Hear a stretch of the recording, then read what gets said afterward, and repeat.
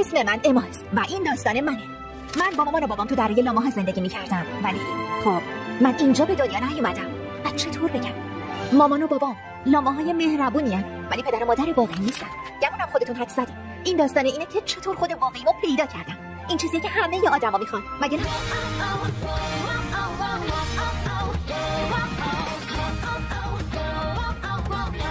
امروز تولدم. همه دوستامو دعوت کردم. قراره مسابقه گلاب سنگ داشته باشیم. سپاس بیا دیگه. مواظب باش. نمیتونی منو بگی. حالا میبینیم.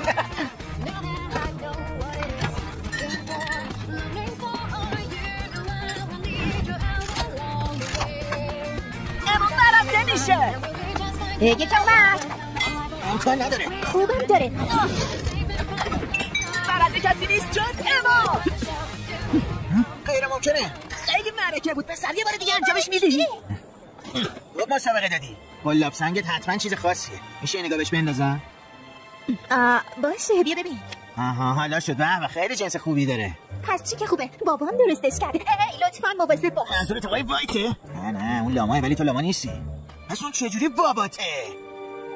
میشه لطفاً گلاب سنگمو پس بدی؟ اگه میتونی بیا بگیرش. خب پسش بده. گلاب سنگمو پس بده. اون مال منه. گفتم پسش بده. اینو میخوای؟ بیا بگیرش. اون مامانت نیست اونجا. سلام علیکم. اول شما. کجاست؟ کوشش. بیا بگیرم. ای ورو جک. الان حسابتو میرسم. اول بعد منو بگیر. وایسا بیا. فرار نکن.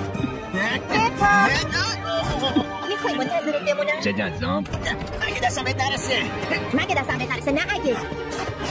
یک جا نمیتونی فرار کنی. خودت خواستی. برگرد بدون آهد. دیگه کفرم کردی. الان بگیرمت. وای حالش خوبه. انگار دوباره شکستت دادم. دیگه باید بازی نمیکنم.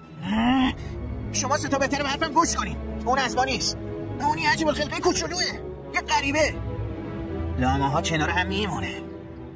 دیگه نبینم باش بازی کنین. فهمیدین یا نه؟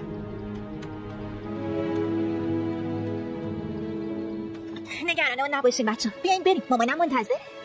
خیلی ببخشید. گمونم بهتره ما بریم. فکر نکنم اون اسبا باشه. باش. بدون اونا بهم خوش میگذره. آمن علیکم. به نظر میاد یه مشکلی پیش اومد. آره؟ ببخشید. شما کی باشید؟ اسم من دیمیتریه. من نباید با غریبه ها صحبت کنم. نه. اصلا قصد منظور خاصی نداشتم. فقط متوجه رفتار زشت اون دوستات شدم. همین. خب اونا میگن من شبیهشون نیستم. اونا هیچی سرشون نمیشه. تا الان روستا بیرون نرفتم. تو سرت میشه؟ من جهانگردم، مسافرم. همیشه از شهری به یه شهر دیگه میرم. آدمای دیگه رو دیدم که شبیه تو هم. واقعا؟ کجا؟ اما دستش برگردی خونه. اومدم مامان. ببخشید من باید برم. باشه بچه جون. اگه سوالی داشتی ازم بپرس. منتظرت میمونم تا شب همینجا. قول میدم پشیمون نمیشیم.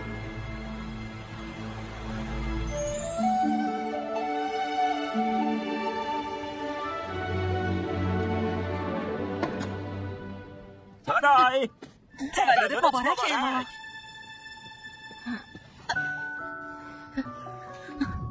و اینم بهترین کیک تولد تو تاریخ کیکای تولد. چه گل‌ها سر و پا نشاط و شوری. تولدت مبارک بهار امیدی همه سروری. تولدت مبارک گل من چشم دلم از روشن. دوستام نمیاد. خب پس نظرت چیه خودمون کادوها رو باز کنیم؟ بابا خوب شد گفت یادش یادم میرفت. هدیه‌ات بیا عزیزم، اینم از کادوت. وای خدا جونم. مشتاق نیستی زودتر متوجه شی چی برات گرفتیم؟ چرا؟ احتمالاً یه لباس دیگه باشه. نه خیر نیست. اسباب بازیه؟ بازم اشتباهه. یعنی چی میتونه باشه؟ جوری درست شده که مخصوص خودته. این یه کلاهه؟ بذار کمکت کنم بذاری سرت. این یه کلاه معمولی نیست، یه کلاه مخصوصه. وای چقدر قشنگ شدی. لاما مای کوچولوی خودم. حالا درست شکل لاماها شدی. اما من که لاما نیستم. من با بقیه لاماها و شما فرق دارم. حتی امروز روز تولد واقعی نیست. روزی که شما منو پیدا کردین. ولی فرقی نمیکنه. تو بازم دختر عزیزمونی. ما هم دوستت داریم. خیلی زیادم دوستت داریم. مامان، بابا واقعا منو توی ساحل پیدا کردی؟ اما ما که قبلا اینو بارها تعریف کرده بودیم. تا حالا کس دیگه رو ندیدیم که شبیه من باشه؟ عزیزم تا حالا کسی شبیه تو رو ندیدیم. من من بیرون خونه یه غریبه رو دیدم که بهم گفت توی شهر چند نفر رو دیده که همشون شهر نباید به شهری اعتماد کنی. ولی اگه راست باشه چی؟ حق با مامانته. غریبه‌ها قبلا بارها فریبمون دادن، مثل اون دفعه که از یه غریبه یه کتاب در مورد کاشت سیب زمینی خریدیم و بعد اینکه سیب زمینی‌ها رشد کردن کاشف عمل لعنت هرز بودن. مهم نیست. من میرم بخوابم، خیلی خستم. ببینم اگه ما حرف بدی زدیم.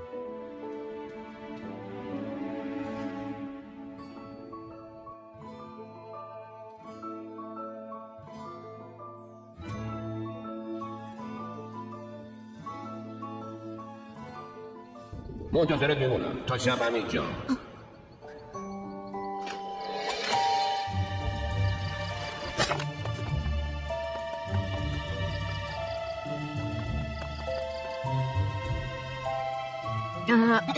معذرت میخوام جناب دیمیتری آقا.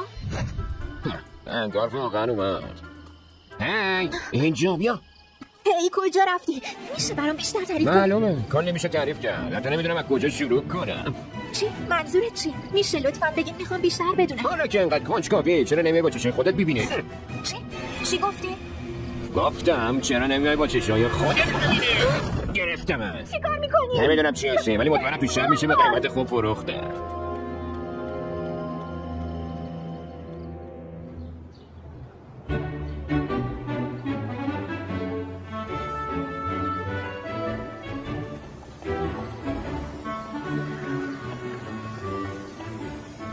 ایشون یه دانشمنده. بهتره خب حواستون بهش باشه. آخه تنها چیزی که واسه دانشمنده مهمه اینه که ثابت کنن درباره یه چیزی حق اوناست. واسه همین نمیتونن مثل افراد باشن. اسم اون ادوارد. اینم سانچی. و تنها چیزی که تو دنیا براش مهمه پوله. شاید اگه یه مقدار پول بیشتری بهم بدین حملش راحت تر باشه. او سلام پروفسور. ایشون هم پروفسور چی شد امروز اومدین اینجا قربان؟ امروز روز خیلی مهمیه. حیف بود که بخوام از دستش بدم. تحسین شده ترین استاد آکادمیه و ادوارد اونو الگوی خودش میدونه. البته دقیقاً نمیدونم چرا. قول میدم ناامیدتون تو نمیکنم. هیچ وقت ناامیدم نمی‌کنی ادوارد.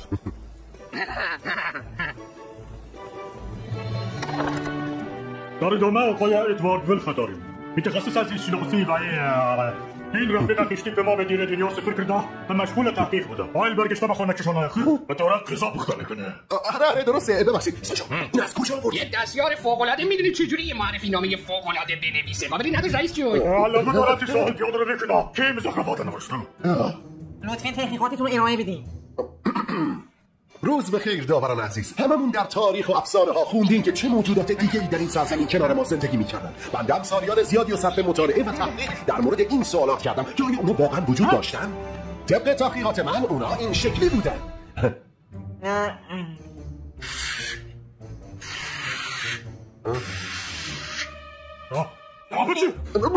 بنابراین حتما موجودات دیگه‌ای هم باشون زندگی می‌کردن. جدا میفرمایید؟ حالا شما چطور به این نتیجه رسیدید؟ جایی که بالاخره جوابشو پیدا کردم این کتاب بود. موجودات افسانه‌ای. ببین ما دانشمندیم. افسانه و اسطوره و این چیزا رو کردی ما نمیره. بله متوجه منظورتون میشم ولی گوش کنید. طی سفری که به شمال داشتم روی نوک قله کوه اینو پیدا کردم. همونطور که میتونید ببینین این موجود یه انگشت اضافه داشت. واسه همین اسمشو گذاشتم جانور پنج انگشتی. آخه انگشت پنجم به چه کاری میاد؟ گمونم بهتر میتونی خودتو باش بخارونی. لطفاً برو اسکلتو بیا. چشم قربان. در واقع انگشت پنجمشون برای استفاده از تیر و کمان بوده. این چیه جا هرچی یه جور مراسم خاصه. این موجودات بدنشون با پر یا پشم پوشیده نشده بوده. واسه همین اینجوری خودشون گرم می‌کردن. هیچ انگشت پشم نداره واقعا لطفاً. تموم شد به تحقیقات دیگه نداری یا نه؟ حالا میخوام بهتون بزرگترین کشف تاریخ رو نشون بدم. چه اسکلات گندای یا چنین اسکلات گندای خیلی نایابه. از جونور پنج انگشتی اینه آره؟ نه معذرت میخوام. جانور پنج انگشتی دقیقاً اینجاست. پس این اسکلت گنده رو برای چی آورده اینجا؟ چون نمیخواستم نمونه رو خراب کنم. وقتی جانور پنج انگشتی رو پیدا کردم از قبل توی شکم این موجود بوده. با نظر میاد اون دیگه به ایزبهلال رفت. خب آره داره هضم میشه. آره درسته. چی گفته که هضم میشه؟ خب بفرمایید. کاملا هضم شد دیگه. مارچ گرفتار شد.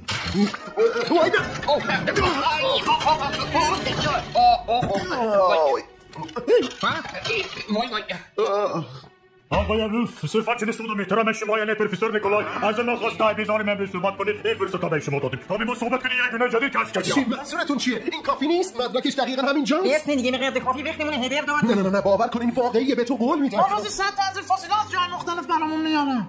ولی سخوما چیزی ثابت نمیکنه. از این دستفروشی قانون بدون نگرفتیم. متاسفم آقای ولف، ولی این مدارک به حد کافی خانه کننده نیست یا نه. مدرکش درست شده که چشمتونه، چطور نمیتونیم ببینیم؟ میگن که برای دفاع از تحقیقاتتون یه نمونه زنده بیاریم. هایداش که کردیم مرا خبردار کنین. در این جایزه بزرگترین کشف سال میدیم دست شما. خواهید نفر بعدی. اونا واقعا عجیب دارن. بیاد برای ارائه. زود باش سانچو، بیا از اینجا بریم.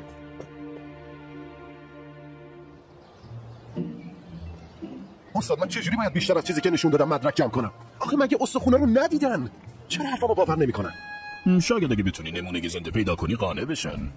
من خیلی متاسفم پروفسور، ناامیدتون کردم. منو گران نباش بسرم، فقط یه مقدار وقت بیشتر لازم داری، یکم هم شانس بیشتر. سانچو من یه چیز خیلی خاص واسه دارم. چی؟ مثل همون پر قرنوس طلایی که بعد معلوم شد پر مرغ رنگ شده است. بی خیال رئیسم کلی سرش قرض زده. نه یه لحظه وایسا، اون مرغ دروغ گفت نه من. ببین تو هر چی هم بگی من دیگه به تو مرغات اعتمادی ندارم. نه ببین جدی میگم. ببین رفیق داداش عزیز، این دفعه بهم اعتماد کن. باشه ولی این آخرین باره هم. پشیمون نمیشی. اگه من واقعا میتونستم یه نمونه زنده پیدا کنم، بزرگترین کشف تاریخ میشد. من شک ندارم که موفق میشی ادوارد. ممنونم پروفسور، بازم دنبال جواب میگردم. ایده خوبیه. خب سفر بخیر. بی صبرانه منتظر ارائه بعدیتم. اوقر بخیر.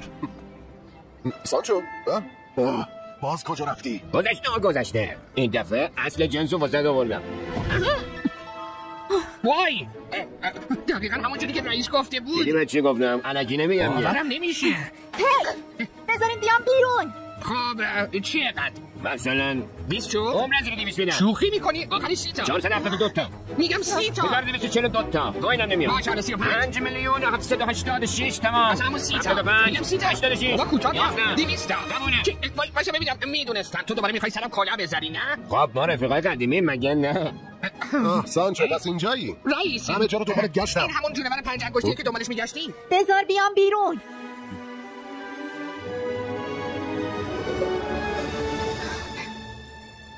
رئیس این همون موجود افسانه‌ایه. ولی چرا تو قفس زندانیش کردی؟ نه اول باید پولشو پرداخت کنید بعد. منو بفروشی اموال تو نیستم که. باشه چقدر بابتش میخوای؟ 472 باشه ببینم چی؟ سانچو بقیه‌اش مال خودت. معامله انجام شد بفرمایید. شگفت انگیزه. بالاخره پیدات کردم. نظر فرار کنه. با من اینجا به من که به من ربطی نداره. هی فسقلی فرار نکن، نمیخوام اذیتت کنم. میره چه دقدم. سانچو زودش بگیرش، نظر فرار کنه.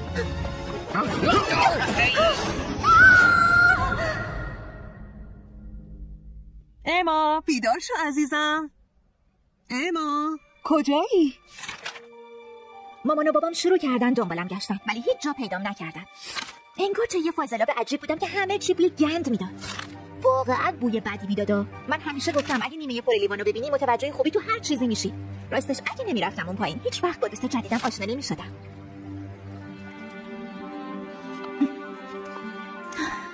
خیلی خوب. یه مزاحم. کی هستی؟ من نگهبان دنیای موجگانم، ارباب تاریکی، شوالیه نیمه شب که جرأت کرده مزاحمم بشه. جلو نیا دیگه، وگرنه کنم. نیا جلوتر نیا دیگه میدن لرد میکنم. سلام. لطفتون شدم. نمیخواستم بترسونمه. سلام. به خوشگیلاک مثلا قرار بود من تو رو بترسونم. اسم من امای. منم نیوتن. از آشنایی خوشبختم. شرمنده جدیدن اتصالاتش نامتصلی شده. وای فوق‌العاده است. اون در واقع من تا حالا همچین دستی ندیده بودم. این بهترین چیزیه که تا حالا توی عمرم دیدم. وای خدای من اینا دیگه چیه؟ اینا رو خودم اختراع کردم. چقدر چیزای باحال اینجا داری. آی اونا چی کار میکنن؟ میگی این سیستم خودکار دفاع از خونه است. واو اسم اینم گذاشتم چطوری کنترلش میکنی؟ استفاده از این دیگرک بالا بر. اگه کسی بخواد به زور وارد بشه جلوشو میگیره. از این طرف رئیس اونجاست. نیوتن باید از اینجا بریم. نه صبر کن، ما مطلقه بدی نیستیم.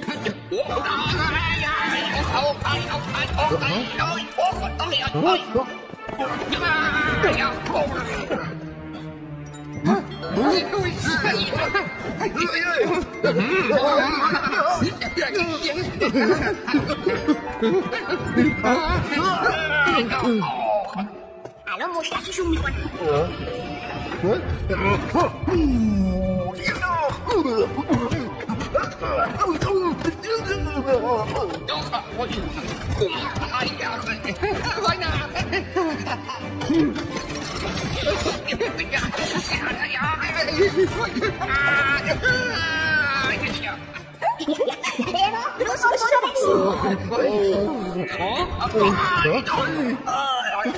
دیدی چه سیستم دفاعی خفنی داشته؟ ازا کنم یا چیزی نیست. دستم کجاییست؟ مثل رفتم شده بگردم. دستم کجاست؟ پیداش کن دیگه. پیداش نمی کنم. دستم کجاست؟ کجا ممکنه باشه؟ دیدمه. دستت اونجاست. مزاحم شده. دستمو نخوره. عذر میخوام. میشه اون دسته رو بدین؟ نه دست خودتون نه. اون دسته که تو دهنتونه. نه دیگه مال خودمه. اما حالا چیکار کنی؟ من یه فکری دارم. آها از این طرف رئیس. خیلی خوب بزن بریم.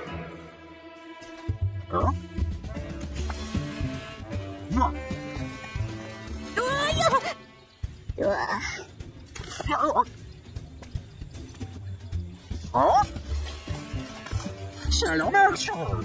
عروس ننه میشی یا مثلا مادر بچه ها یا مادر بزرگ نمه هامو یا اصلا آبجی برادر خانومم شد. ای بابا ایوا خواهتون نوشه. پس حالا بال داره بردی؟ خب ببینم میتونی باشو پرواز کنی یا نه؟ داره چی کار میکنی دوست جنگلی؟ فقط داشتم با تو دوستای جدیدم بازی میکردم. دوستای جدیدت؟ آره دیگه مگه میشه شما انجمنمو به یادمون بره بعدم میبینم. حالا شد. دستت پس چرا جا نمیره سر جا؟ خودکار خودش جا میره. شرمنده به خاطر خونه همش تقصیر من. فکرشم نکن خودم مخترم. من میتونم چیزای جدید بسازم. میدونی چیه نیاتو؟ تو بهترین دوستمی. جان من. خب در واقع تو تنها دوستمی ولی همین باعث میشه بهترین باشی. خیلی دوستیتون خیلی زیباست. میدونین چیه؟ به نظرم شما دوتا خیلی به درد انجمن من میخورین. آقا خرسه ببینین شما خیلی لطف دارین و ما هم ازتون ممنونیم که دعوتمون کردین ولی ما انجمن دوستان جنگلیمون بهتون معرفی کنم. ولی آقا ما باید یه بار یه نفر بهم گفت مهمتر از قدرت جسمانی قدرت دوستیه. واسه همین ما چیکاری واسه میشه بریم از اینجا. وقفه مراقبت از دوستان کردم. کجا داریم بریم؟ لاکم گوشه به حرفاتون. همونطور که داشتم میگفتم به خاطر همین انجمن دوستان جنگلی رو تأسیس کردم تا پیغام دوستی رو در سراسر این سرزمین پخش کنه. خب یعنی میخوایم ما هم عضو شیم؟ احسنت. باشه چرا که نه؟ عالیه. اصلا نگران نباشید حواسم بهشون هست. بیا این دفعه دیگه کاری نکنیم که بترسه باشه. اونجا دو تا دوست دیگه با انجمن دوستی. اونا دوستای ما نیستن. قشنگ داری دوستی تو حس میکنی. خب برای اینکه رسما عضو انجمن دوستان جنگلی بشین باید اول دست بدین. چی؟ با اونا عمرن. مگه دیوونه شدی؟ حرفشو گوش کن. باشه فقط همین یه بار.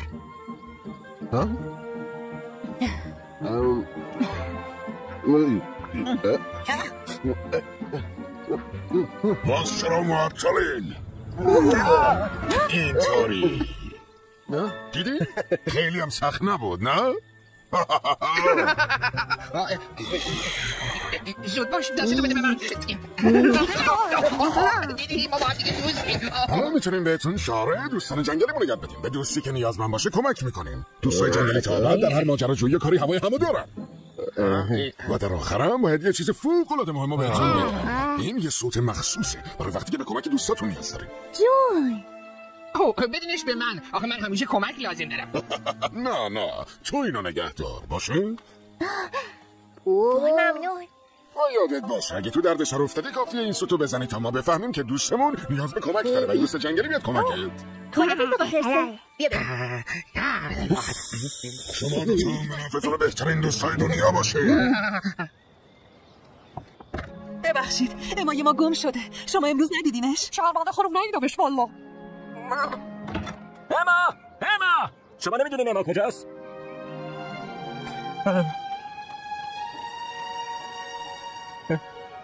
اما تا حالا بیشتر از چند ساعت تنها بیرون از خونه نمونده بود. عزیزم اون از چیزی که فکر میکنی شجاع‌تره.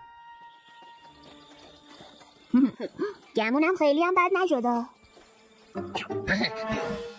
چیو نگاه میکنی؟ فکر کنم اون دوتا هنوز دارن تعقیبمون میکنن. خیلی خوب خرسه دیگه رفتش. الان دیگه میتونیم بریم بگیریمشون. چو یه لحظه وایسا باید نقشه نکشیم. برگرد اینجا. تکون نخورید. خودت تکون نخور سود دست منه. انگار حواست به خرسی کردی. سانچو بس کن دیگه. وای واقعا کی جواب داد؟ خیلی خوب حالا چی؟ خیلی خوب اسم من ادوارد ولفه. من یه دانشمندم، در واقع زیست شناسم و نمیخوام اذیتت کنم. فقط امیدوارم با اون برگردی به شهر. من میتونم تو رو مشهور کنم. منظورت مثل یه نمونه توی موزه است؟ نه ممنون. نه من اصلا همچین قصدی ندارم. واقعا به کمکت نیاز دارم. بیا از اینجا بریم. موجود خاصی هستی. آهای دخترک یه دقیقه صبر کن. میخوام علتشو به توضیح بدم. نمیخوام برام توضیح بدی. ضمناً اسمم اماست نه آهای دختر. خیلی خوب پس اما صدات میکنم. ببین من واسه اسمت تحقیقاتم به کمک تو نیاز دارم. ببخشید ولی مشکل من نیست. مشکل من پیدا کردن هم نوعامه. وایسا دقیقاً به همین خاطر به کمک من نیاز داری. آره تو که راست میگی. آخرین چیزی که نیاز دارم کمک توئه. اما وایسا یکیو میشناسم که میتونه بهت کمک کنه. دکتر کیو. دکتر کیو؟ اون یه نابغه است. خدا اون به کل دنیا سفر کرده. اگه یه نفر بتونه بهمون کمک کنه حتما خودشه. این بهترین فرصتمونه. زیاد قانع کننده نبود. ای بابا. اما وایسا یه فرصت بهم بده. فقط یکی.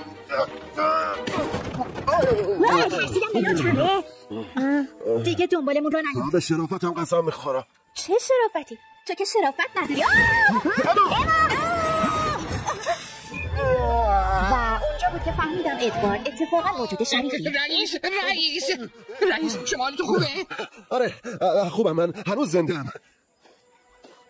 چرا این کارو کردی؟ خب فریاد کشیدن یه واکنش طبیعیه که تمام موجودات وقتی غافلگیر میشن انجام میدن. نه منظورم اینه که چرا نجاتم دادی؟ اونو میگی. یادت بهت گفتم تو موجود فوق‌العاده خاصی هستی؟ خب من دلم نمیخواد آسیبی ببینی. جدی میگم. اما شاید اون قدم بد نباشه. خواهش میکنم. خیلی خوب. این دکتر کیو رو کجا میشه پیداش کرد؟ هنوز مطمئن نبودم که میشه به این گرگ خوشتیپ با مدل موهای قشنگش و همراه ناقص العقلش اعتماد کرد یا نه، یا اینکه این دکتر کیو واقعا نابغه است. خیلی‌ها به خودشون لقب نابغه میدن و اکثرا هم نابغه نیستن، ولی نکنه اون واقعا یه نابغه باشه. اصلا چه سودی واسه ما داشت؟ ولی اسمش خیلی آشنا بود. یعنی کجا شنیده بودمش؟ از طرفی من و نیوتن جای دیگه واسه رفتن نداشتیم، ولی نمی‌خواستیم اون از این مسئله باخبر بشن. خلاصه که آره باهاشون هم سفر شدیم. جوری که ادوارد از دکتر کیو تعریف می‌کرد باعث شد انتظار یه آدم واقعا باهوش داشته باشم. دکتر کیو خونه این؟ نه اینکمو کجا گذاشتم؟ آهای کسی خونه نیست؟ تو کی هستی؟ ولو خدا روزیت جای دیگه بده. منم دکتر ادواردم. ادوارد چشمام درست نمیبینه. بذار اول برم عینکمو پیدا کنم. همینجا منتظر باش. شاید این کمک کنه. دیدی؟ منم ادوارد. ادوارد. آره خودم. جریان چیه؟ مگه نگفتی باهاش دوستی؟ خب ایشون خیلی وقته که از آکادمی دور بودن. دکتر کیو زمین گرده. گفتم زمین گرده. حتی خدمتکارم نمیدونن. بله البته. چکو ببینم چی؟ خدمتکارم؟ شما همون خدمتکارایین که خواسته بودم درسته؟ درسته. آره ما همون خدمتکارایی هستیم که خبر کرده بودیم. خیلی خوب عجله کنید. چرا اینقدر دیر کردین شما کارو اصلا قربان اصلا.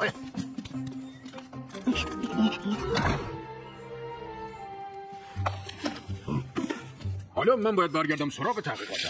محیط کار کثیف خط قرمز منه. حتی نمیتونم ذره‌ای گرد خاک رو تحمل کنم. زمونی کثافتی شده نمیشه از هر کسی کمک گرفت. مطمئنی که اون میتونه کمکمون کنه؟ آره معلومه که میتونه کمک کنه. قبلا استاد آکادمی علوم بوده، ولی بعد از اینکه سعی کرد ثابت کنه زمین گرده از اونجا اخراج شد. های مواظب اون باش. اون دست نزن کسی دور از اونجا. نزدیک بود یه زحمتمو به چخ بدی. اون دیگه چیه؟ خب یه مدلی که سالها تحقیقاتمو ثابت میکنه. اسمشو گذاشتم کره. اون یه بادکنکه کره. منو به سخره گرفتی کسافت. شو همکاری کن دیگه. معذرت میخوام بابا ببخشید. زودتر تمیزکاریو تموم کنیم وگرنه تا یک شنبه تموم نمیشه. این داستان یه شنبه؟ مگه دیروز یه شنبه نبود؟ از دست این دکتر کیو ادوارد لطفا تا ما رو یادش نرفته برو ازش سوال کن. راست میگی. میگم دکتر کیو، اینطوری شنیدم که شما قبلا کاشف بزرگی بودین و به مکانهای خارق العاده‌ای رفتین و گونه‌های جدید زیادی رو کشف کردین. خیلی جالبه. بله درسته. اژدها و پری دریایی و تک شاخ دیدم. حتی یه اسب دو شاخ هم دیدم. سه شاخش هم دیدم. دکتر کیو لطفاً با دقت نگاه کنین. تو سفرهایی که به کل دنیا داشتین موجودی شبیه به این دیدین؟ سلام دکتر کیو، خوشبختی. فکرشم نمی‌کردم تو رو دوباره ببینم. منو دوباره؟ آره فرزندم. کاش میشد برگردم اونجا. چجوری اومدی اینجا؟ بقیه تو چه اینجا یا اونجا؟ حالشون چطوری؟ کدوم بقیه؟ وایسی ببینم دکتر کیو میتونیم بهمون بگین کجا میشه پیداشون کرد؟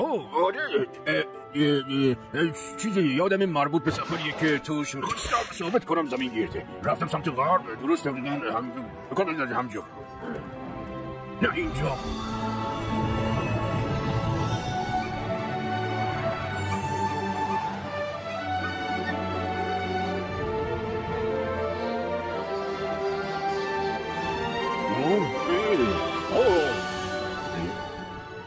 اینجا بود که داستان خیلی جالب شد. دکتر کیو واقعا جزیره آدم کوچولوها رو پیدا کرده بود، جایی که توش پر از آدمای اندازه من بود. ولی راستشو بخوای اونجایی که روی کره بهش اشاره کرد هیچی روش نبود. فقط میدونست جزیره یه جایی توی غرب اقیانوس قرار داره. پس ما باید میرفتیم اونجا. هیچ اطلاعات دیگه ای نداشتیم. اون بخش زیادی از خاطراتش رو فراموش کرده بود و یه اتفاقی افتاده بود که باعث شده بود ذهنش به کل به هم بریزه. واقعا بد اخلاقش کرده. کثافت شما کی هستین؟ اصلا تو خونه من چیکار می‌کنی؟ یادتون نمیاد ما خدمتکاریم دیگه. خدمتکار که دیروز اینجا بودن. اصلا من ببینم کی شما رو فرستاده؟ اومد تو توضیح زمین گرده. من میگم زمین گرده. خودم گفتم زمین گرده. بابا این یارو دیوونه است. به نظرت باید حرفاشو باور کنیم؟ من راستش مطمئن نیستم، ولی وقتی به هم نگاه کرد حس کردم منو قبلا دیده، که یعنی حتما آدمای شبیه منو دیده. مگه نه؟ منم حرفشو باور میکنم. حداقل حالا میدونیم باید کجا بریم. به نظرم امتحانش میارزه. آره غرب اون طرف اقیانوس. دقیقاً چطوری قراره خودمون رو برسونیم اونجا؟ راستش من یه فکری دارم. چند وقته دارم روی یه ترکیب فعالیت مینمایم. که چیه؟ اسمش اینه بالون هوای گرم. پس منتظر چی هستیم؟ بریم بسازیمش. آره موافقم. ببرم. اینقدر درگیر ماجراجویی شده بودم که متوجه نبودم دارم دوستامو در معرض چه خطری قرار میدم، ولی عهد بستیم که این کارو با هم انجام بدیم.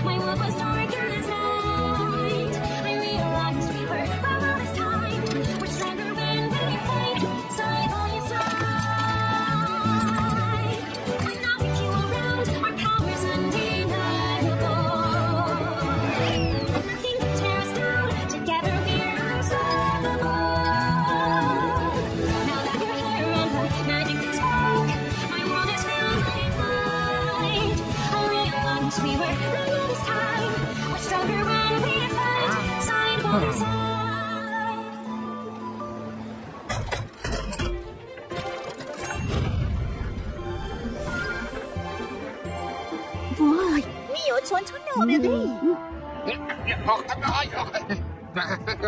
ببینم تو مطمئنی میتونی اینو برونی؟ شکت نباشه، فقط لم بدین و از منظره لذت ببرین. نمیدونستم پرواز کردن میتونه اینقدر کیف بده. این بزرگترین ماجراجویی عمرمون میشه. میگم سانچو میشه یکم فرمونو تو بگیری؟ میخوام دوربینای جدیدمو امتحان کنم. خب باشه. خیلی آقای زود برگرد. به نظر که ساده میاد. آره.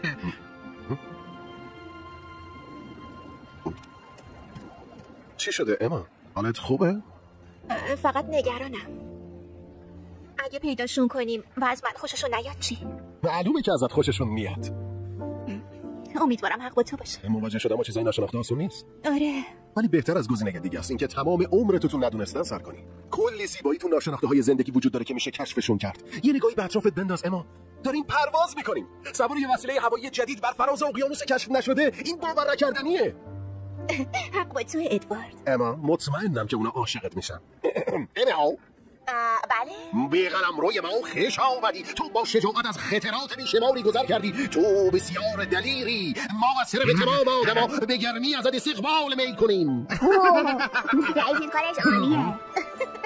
ممنونم بهم روحیه دادی ادوارد. بهش نیاز داشتم. پرنده های هندی. آره اسم اون گونه مرغ دریایی بزرگه. اگه اشتباه نکنم الان دارم به سمت شرق مهاجرت میکنم.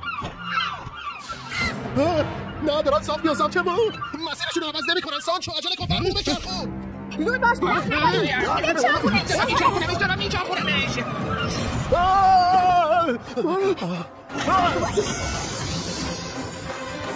نیام جان چی شده؟ سیشار هوا داره کم میشه. پرنده ها نطفه قنگانه رو سوراخ کردن. احتمالا فقط یه خارگی کوچیکه. وای نه گفتم که فرمانم این دست من. چیکار کنیم؟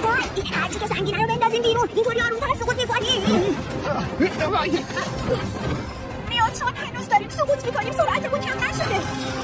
باید بالون هوا رو تعمیر کنیم. من میرم درستش میکنم. نه تو وزنت زیاد. بذار من بچه‌ها باید عجله کنیم. این فقط همسر چند زمین فاصله داریم. ارتفاعمون داره کم میشه. زود باش اما تو از پسش برمه. تمرکز کن تو میتونی.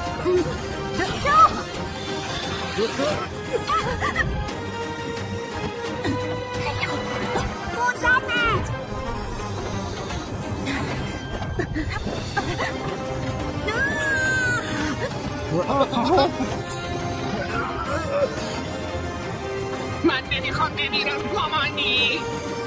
موفق شد.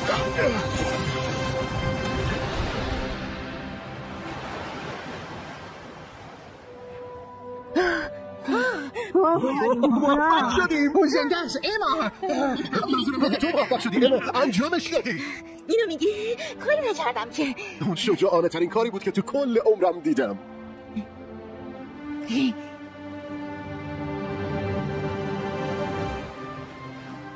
صبر کنید یه چیزی میبینم. بالاخره پیداش کردیم. جزیره ی آدم کوچولو همون شکلی بود که دکتر کیو توصیف کرده بود. لحظه شماری میکردیم که اهالی جزیره رو ببینیم. نیوتون میخواست بهشون یاد بده چطوری پیتزا درست کنن. هی دارم بهمون خوش آمد میگن. سلام. موفق شدیم. ادوارد تو حالت خوبه؟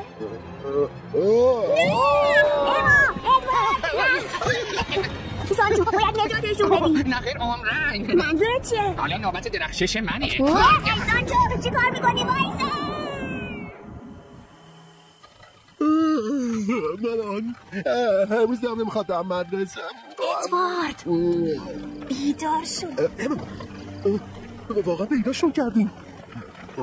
جریان چیه؟ تکون نخور. این چه مهمون نوازی یا خبرم کنین.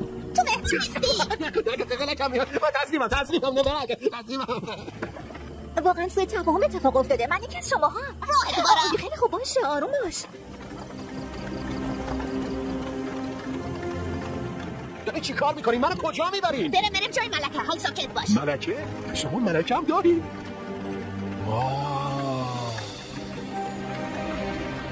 باور نکردنیه.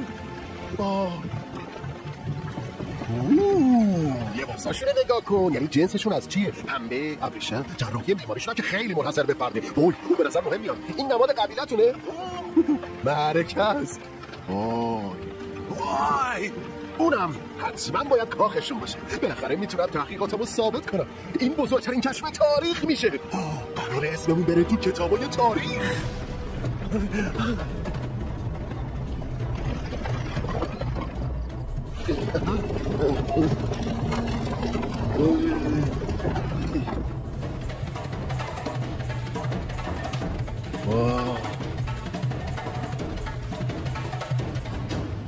امروز همه تر اینجا جمع کرده ایم چون جزیره ما با خطر بزرگی مواجه گفتن. سوالی است که چطور بتونیم نیت واقعی این بیگانه ها رو بفهمیم. خطر؟ یه دفعه وایسا ما که خطرناک نیستی. با تو حرف نمیزنم. های تو بابا قصد و نیتت چیست؟ من رو چشم اسم من ادوارده. من یه دانشمندم. دانشمند؟ ما نیت بدی نداریم. پس برای چی برخواسته میاید اینجا؟ به عنوان یه کاشف به ما کمک کردم تا شما رو پیدا کنه. آره داره راستشو میگه. ساکت باش، نوبتتون برم. زید باش حرف بزن. دیگه چاره‌ای نداریم جز اینکه طبق قانون تو رو مجازات کنم. فهمیدی چیش گفتم؟ جان شگفت انگیزه. قانونم دارین؟ فقط جواب سوال این نشونه بده. تمام عیار یه تمدن پیشرفته است. نگاه بس که نمی‌فهمی کجا چیش نوشتیم؟ اسمو خیلی دوست دارم ببینمشون. حتی الفبا هم دارین؟ بس استگا. نگهبانا. نه. سب کنید نه. آخ نکن. اما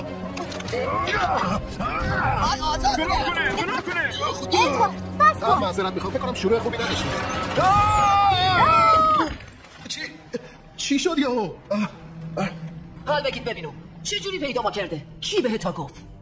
ما خودمون اومدیم. دروغ میگی. وقتی آماده گفتن حقیقت بیا برم نگردم. نه وایسین برگردین. فرار بگیره. فرار کنش. یکی من نجات بده خواه.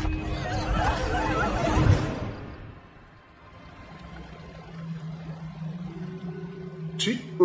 اون بالا چه خبر شده؟ آهای کسی اونجا نیست؟ سلام رئیس. پس اینجایین. اون پایین چی کار میکنی؟ سانچوه. نیوتن کجاست؟ همراته؟ اون الان احتمالاً داره واسه خودش تو اقیانوس حال میکنه. چی گفت؟ زود باش سانچو، اول ما رو از اینجا نجات بده. نه سب کن. سر و صدا نکنین. نه چی کار داری میکنی؟ آزادشون کن. ببینم شوخیت گرفته. ما اصلا واسه همین اومدیم اینجا. کلی طول کشید تا گرفتیم. چی داری چی کار میکنی؟ نیکولای بهم گفت که یکیشونو برگردون. چی؟ اگه تو انجام نقشم کمکم کنی کاری میکنم پول دار شد. نیکولا اون همچین کسی نیست. خب گمونم هست چون کلی پول بهم داد تا این کارو براش انجام بدم. بعدم میبینم رئیس سابق. سانچو برگرد ببینم. باورم نمیشه اون پشت این ماجرا بوده. همش تقصیر من. نه اما تقصیر تو نیست. تقصیر نیکولای. همه چیزی رو سر اون بوده. سانچو هم همینطور. اگه اصرار نداشتم دنبال همراهی خودم بگردم هیچ کدوم از این اتفاقا نمیافتاد. اگه به حرف مامانم و بابام گوش داده بودم اونا فقط میخواستن جا امن باشه. میخواستن من توی خونه بمونم. نه همش تقصیر منه. تمام زندگی سعی کردم خودم رو به آکادمی ثابت کنم ولی میتونیم آزام درست کنیم. نجاتشو میدیم. نمیتونیم اجازه بدیم نیکولای و سانچو قصر در برن. حق با توئه. ولی قبلش باید یه راه بیرون از اینجا پیدا کنیم و کاری که شروع کردیم رو تموم کنیم. بچه‌ها بالاخره پیداتون کردم. نیوتونه. تو کجا بودی؟ اول بیاین بالا بعد میگم. نیوتن از اونجا خلاصمون کرد و ماجرای خودش رو تعریف کرد. قضیه از این قرار بود. سانچو نیوتن رو از روی بادام انداخت توی اقیانوس. ولی اون راسوی خنگ یادش رفته بود که نیوتن لاک پشته و با افتادن توی آب مشکلی براش پیش نمیاد. گمونم حتی از افتنی لذت هم برده. منتها سر و صداش باعث جلب توجه 2 تا کوسه شد که می‌خواستن بخورنش. خوشبختانه دست مکانیکی نیوتن میتونه تبدیل به پروانه بشه و با استفاده ازش خیلی راحت تونست برگرده به جزیره. بعدش هم که ما رو پیدا کرد. تو این فاصله سانچو 3 تا از افراد مهم جزیره رو دزدید. آره راسوی احمق ملکه و 2 تا از دوستای صمیمیشو انداخت توی یک کیسه و دزدیدشون. فکر می‌کنید ملکه بعد از اومدن ما عصبانی شده بود؟ صبر کنید تا فصل بعدی رو ببینید. عصبانی فقط واسه یه لحظه‌شه. سانچو آدم کوچولوها رو با بالون ما برگردون به آکادمی پیش پروفسور. حالا تنها کاری که باید می‌کردیم پیدا کردن یه راه برگشت به شهر بود. نیوتن می‌تونیم یه بالون هوای گرم دیگه بسازیم؟ میتونیم ولی مواد ساختشو نداریم. مگه اینکه از آدم کوچولوهای اینجا کمک بگیریم. بذارید من باهاشو صحبت کنم. برو بکاره نزدیک ما نرو. صبر کنید نه. تویم هم دست همو هیولایی. خواهش میکنم اجازه بدید. خسارت برات کردن دیگه بس. از ما فاصله بگیرن. شما دروغگوی کسی. تو برو نزدیک من نشه جان من. همگی لطفاً به حرفم گوش بدید. گرفته. حق با شماست. به خاطر خودخواهی و نادونی منه که رهبرتون و بقیه دزدیده شدن. شما نباید حواس اشتباه منو پس بگیرم. فقط خواهش میکنم اول کمکم کنی که نجاتشون بدم. بهم یه فرصت بدین که همه چی رو درست کنم. خواهش میکنم. میشه مامانه برگردونی؟ قول میدم. به کمکتون نیاز داریم که یه بالون جدید بسازیم. ما میتونم کمک کنم. این انگار میتونه. ما میتونه. ما با خودت ببر. ما هستم دختره. قراره به مامانم بتی بهش بگی دلم براش تنگ رفته. حتما بهش میگم. من وظیفه داشتم ملکه آدم کوچولوها رو نجات بدم و اوضاع رو درست کنم.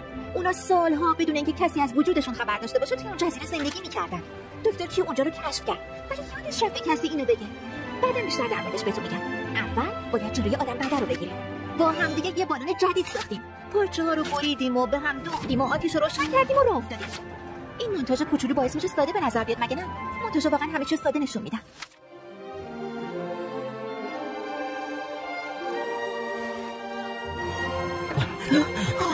عزیزم اینجا رو ببین. کشفی جدید و بزرگ از پروفسور نیکولای. گونه جادویی آدم کوچولوها تو آکادمی سلطنتی. اما احتمالاً اونجاست. آره درسته. بریم دخترمون رو پیدا کنیم. ما یه نقشه کشیدیم. وظیفه ادوارد این بود که حواس آدم بده داستانو پرت کنه. خودتون میدونید کیه دیگه، نه؟ مطمئنم این بزرگترین اکتشاف تمام عمرم میشه. یعنی الان آزاد ماکویرگه. آروم به جون بگیر عزیز. من فقط میخوام جایگاهتون در تاریخ رو تثبیت کنم. همینطور جایگاه خودمون. درسته، قرار حسابی پولدار بشیم. البته شما یه مقدار بیشتر از من قراره پولدار بشین، ولی بازم دل تو دلم نیست. آره تو هم قطعا به چیزی که لایقش باشی میرسی. وای پروفسور، جمعیت رو ببینین. همه اومدن کشف جدید ما، یعنی کشف جدید شما رو ببینن. مشتاق یادگیری و مشتاق دانشم. شاید بتونم چند لحظه‌ای براشون وقت بذارم و برم یه سلامی به طرفدارای پرو قرصم کنم. آره حواست به چیزای مهم باشه، من زود برمیگردم. ممنون از همگی که تشریف آوردین. به زودی از بزرگترین کشف این آکادمی رونمایی میکنم. نیکولای بزرگترین دانشمند تاریخه. خواهش میکنم خجالتم ندین. حمایت شما برام یه دنیا ارزش داره. کشف بزرگ نیکولای دزدیه. ادوارد؟ اونا چجوری اومدن اینجا؟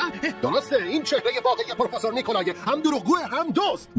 ادوارد بیا داخل تا همه چی رو واسه تعریف کنم. نه چی رو میخوای تعریف کنی؟ همینجا بگیم. بهتره به فکر آدم کوچولوها باشی. من میخوام امنیتشون رو تضمین کنم. شما؟ باشه. فقط یه سوء تفاهم ساده است دوستان. تشریف ببرین. به زودی همتون رو تو کنفرانس خبری میبینم. ادوارد اومده، حتما اومده سراغ من. حالا چیکار کنم؟ یعنی دنبال منن؟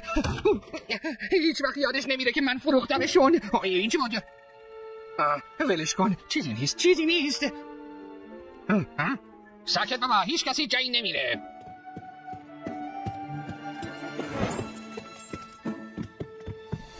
آروم باش. میدونی ادوارد واقعا خوشحالم که برگشتی. اگه بر نمیگشتم خوشحالتر نمیشدین؟ این مهملات چیه؟ تو بهترین شاگرد منی. این کشف مال منه. منم که باید به آکادمی ارائهش کنم. معلومه که مال توه. فقط اگه من ارائهش بدم مزایا و سودهش سر به فلک میکشه. فقط واسه شما مزایا داره. نه خیر، اصلا نگران نیستم. پروفسور نیکولای ردیفش میکنه. آره منم قراره جیبم حسابی پر پول بشه. اونقدری که تو جیبم جا نشه. اونقدر پولدار میشم که اصلا ندونم باهاشون چیکار کنم. اصلا ببینم ثروت خیلی از علم بهتره. وای خیلی حالم خوبه. وای مامان جاینه. پول قلمبه و باد آورده.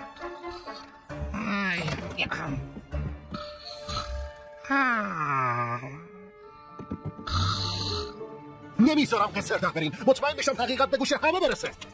ادوارد کی میخوای بفهمی؟ هیچ کس حرف تو رو در مقابل حرف من باور نمیکنه. هی اومدم نجاتتون بدم. بجنبی. ای دختری خوب، اینا همش تقصیر توست. آره درست میگی، ولی واقعا واسه این حرفا وقت نداریم. باید تو خوابه از اینجا بریم. ما با شما نمیم.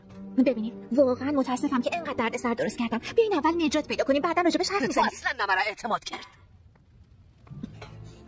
نباید پیشتون میومدم. میدونم این دسته گل خودم آب دادم، ولی اومدم همه چی رو درست کنم. بهشون قول دادم براتون گردونم. کجا با این عجله؟ کنفرانس به زودی شروع میشه. نه نمیتونه این کارو بکنی. بعدش دیگه چاره‌ای برات نمیمونه. سانچو رئیس میخواستن فرار کنن. سانچو اومدم رئیس. نیکولای از جا تکان نخور. دستتو بده.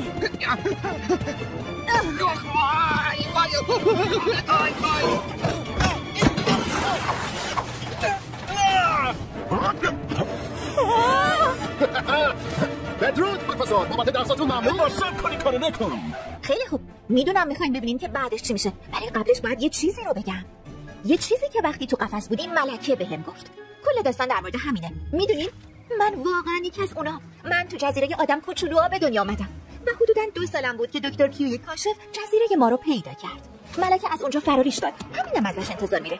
ولی من اون موقع بچه‌ی خیلی کنجکاوی بودم و وقتی هیچ کس حواسش نبود یواشکی سوار قایق دکتر کیو شدم. دکتر کیو تونست به سختی از نیزه‌های ملکه فرار کنه و منم توی همون قایقی بودم که باهاش برگشت. قایق وارد طوفان شد. رعد و برق و امواج بزرگ و خیلی خوب یادمه. ولی فقط همینو یادم میاد. دکتر کیو جون سالم به در برد. منم سر از یه ساحل در بردم و 2 تا لاما پیدا کردن. دیدین تیکه‌های پازل چجوری جور شدن؟ خیلی خوبه. حالا برگردیم سراغ داستان خودمون. ببخشید کارگردان، اینجاست که باید میگفتم ادامه داستان؟ لعنتی. برگرد اینجا. ادوارد عجله کن، دارم به ما میرسم. باید یه جوری گمشون کنم.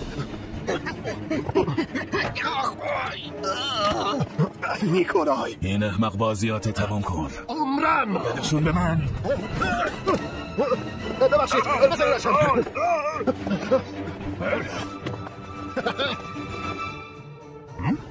ببخشید آقا.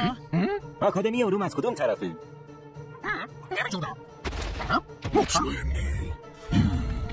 همیشه شرمنده چرا قربانی بذاری توضیح بدن. گیرت انداختم.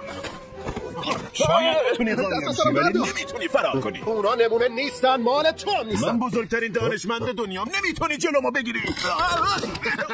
از قدیم گفتن هرچی بزرگتر باشید محکم‌تر زمین می‌خورید. کیسه رو بده وگرنه به پولم نمیرسه. برگرد اینجا. چه حاضر باشی چه نباشی من دارم واکنشت عالی بود اما. فرار نکن. مامان دوست رو یادت نره.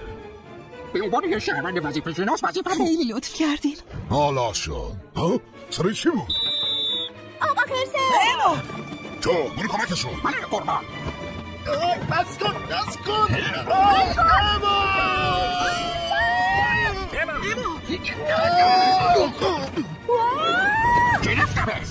آقا یه پرنده ممنون کمکم کردی. دیگه گیرت انداختم، راه فرار نداری. دست از سرم بردار. کیسه رو بده، کاریت ندارم. انگار تو درس دوستی نیاز داری. آره تا جایی که میتونی بهش درس عبرت بده. دمت گرم. ادوارد وایسا. برو کنار ببینم. خیال کردی کجا میری؟ مامان واقعا خودتی دختر عزیزم. مامان دلم واسه ازون تنگ شده بود. عزیز دلم کجا بودی؟ بالاخره پیدات کردیم. اما حالت خوبه؟ خوبم، خیلی خوشحالم میبینمت. رئیس بذار کمکت کنم. دوستای جنگلی تا ابد. تو عضو انجمن مایی؟ از چی که هستم در هر ماجراجویی و کاری. چرا یادمه قبلا هم دیگه رو دیدیم، یعنی شعار انجمنی که بلدی.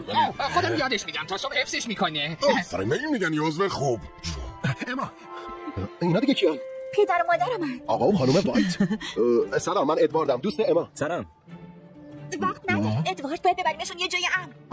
کمکمون کنین این کیسه رو ببریم سمت صخره‌ها. اونجا یه بالون هوای گرم و یه لاک‌پشت با دست مکانیکی هست که میتونه کمکشون کنه. اینجا رو دقیقاً شبیه امان. واقعا باور نکردم. خیلی ممنون که به ما کمک می‌کنی. دوستای ما دوستای ما هم هستن، درسته؟ بقیه‌اش هم بسپار به ما. میرم براتون زمان بخرم. باشه، دم صخره‌ها می‌بینیمت. من اینجام. مامان بابا کیسه رو با خودتون ببرین، من باید برم کمک ادوارد. باشه اینو بگیر. ممنون بابا. دم صخره‌ها می‌بینمتون. مواظب باش عزیزم. کیسه کجاست؟ هیچ وقت بهت نمیگم عمرن. من میدونم کیسه کجاست. من البته اول باید اونا کجا؟ دو تا لاما رو دیدم که کیسه رو برداشتن و رفتن اونوری اونجا. سانچو بیا ببینم. وایسین. اونا هاشن. پنجام دیگه جون ندارم. همین خوبه. میدم بعدا پاسش بدم. شما دوتا همونجا وایسین. خونه تو چه کار نکنی؟ شباده.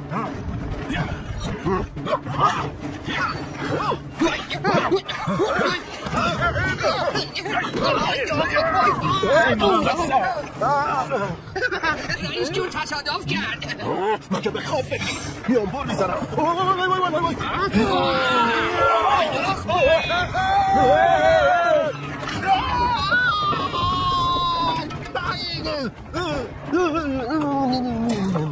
نمردم. خیلی خوب نیکولای، خودت خواستی. نمیتونی از دست فرار کنی. خیلی به خودت قره نشو. عزیزم مواظب باش. گفتم که نمیتونی فرار کنی.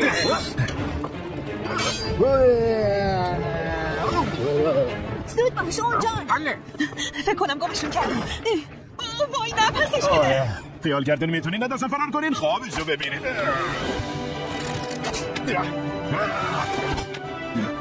شرمنده نمیتونم بذارم کیسه رو ببری. ادوارد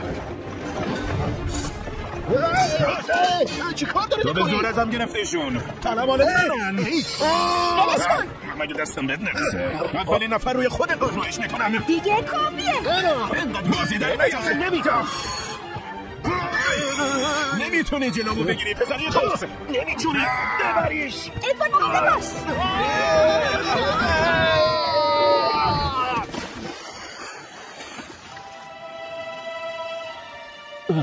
ادوارد حالت خوبه؟ من خوبم. کیسه کجاست؟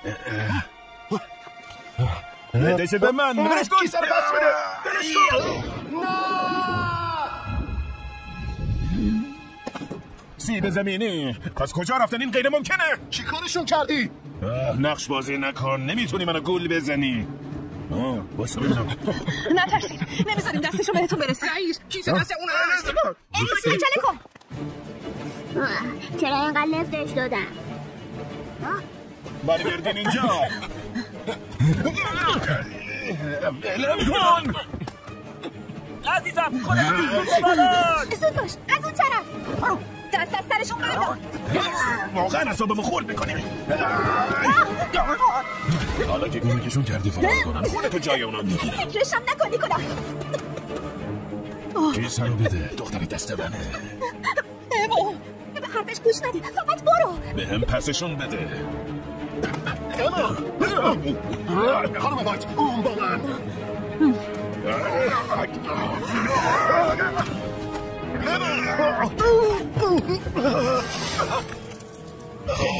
دیگه نمیتونی کاری واسه نجاتشون بکنی.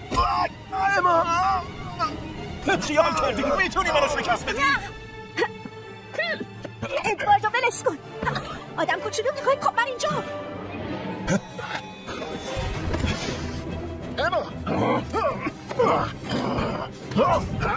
بازم برگشتی که شکست خوبی.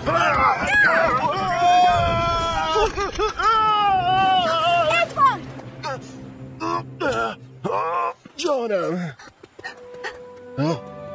ادوارد رئیس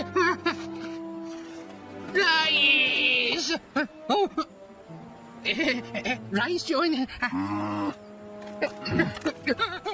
این کارو نکن. نیکولای ازم سوء استفاده کرد. یه فرصت دیگه بهم بده رئیس جون.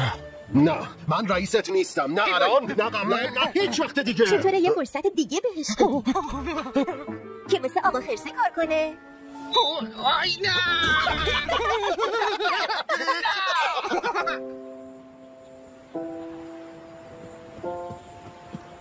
اما تو واقعا شجاعی و قهرمان مایی. فقط کاری که لازم بوده کردم. مامان بابا قول میدم به محض اینکه بتونم برگردم. اما نگران ما نباش. اگه تو خوشحال باشی ما هم خوشحالیم. دلم براتون تنگ میشه. ما هم خیلی دلمون برات تنگ میشه. ولی تنهایی تو روستا خوشحال نبودی. من فکر میکنم شاید بتونی پیش دوستای جدیدت خوشحال باشی. مامان بابا خیلی متاسفم. اوه عزیزم تو همیشه دختر کوچولوی ما میمونی. قلب ما برای تویی که میتپه. نگاش کن انگار خیلی خوب بلدی از خودت محافظت کنی. حتی دوستاتم نجات دادی. خیلی بهت افتخار میکنم. وقت رفتنه. نگران نباشین من مراقبشم. واقعا میخوای با همون بیا؟ آره هنوز کلی چیز هست که میخوام راجبش تحقیق کنم. ولی اونا واقعا از شجاعتت ممنونم آقا ادوارد. حال میخوایم از طرف مردم ما دعوتت کنم تشریف بیاره به جزیره ما. این عالیه ممنون. خیلی خوب بچه‌ها بشینین که نینجاتون دست فرمونه. خداحافظ بابا خداحافظ بابا. وقتی باد می‌وزه لبه ابرها اصلا خوشی میخندن پرنده ها. اصلا خوشی میخندن پرنده ها. خب اینم داستان من بود. فهمیدم که داستان واسه آدم خوبه. بهتره ماجراجویی کنی چون آدمو عوض میکنه و با اسمش بفهمه واقعا کی. یادش میده خودش باشه و به بقیه اعتماد کنه. خداحافظ همگی. به زودی میبینمتون.